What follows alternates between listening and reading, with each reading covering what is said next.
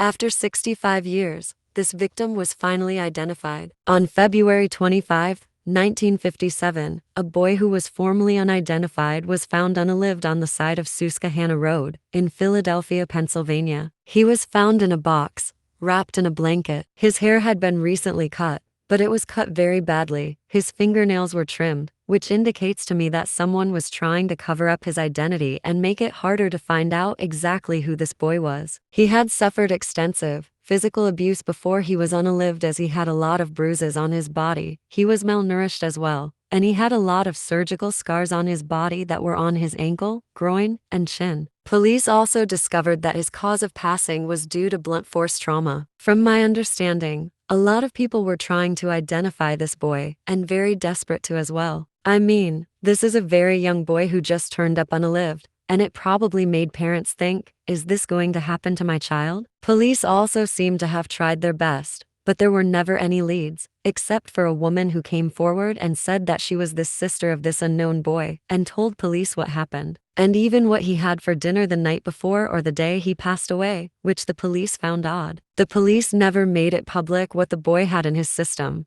yet here this woman was, saying what he had eaten exactly for dinner. However, police decided not to go any further with her as she had some type of mental illness, as the police were like, "Nah fam, we good." For years to come, there was nothing that was helping this case besides theories and some evidence at the crime scene, but other than that, nothing led anywhere, and they deemed this boy as America's unknown child and even marked his name as this, and have an entire sign dedicated to this boy. The good news is, however, that on December 8, 2022, this boy was finally identified after 65 years as Joseph Augustus Sorelli. Thankfully, technology got better with time, and this boy finally had a name and is no longer deemed as America's unknown child. However, the case itself is still unsolved, but police say that they have their suspicions as to who did it. I kinda do as well, but I also kinda wish that the lady who said that this boy was her brother gave a name, and if she did, the police would reveal it to see if this woman was right. After all these years, however, I guess if she gave a name back then to this day, people would have their doubts and question if this was truly his name, different or not.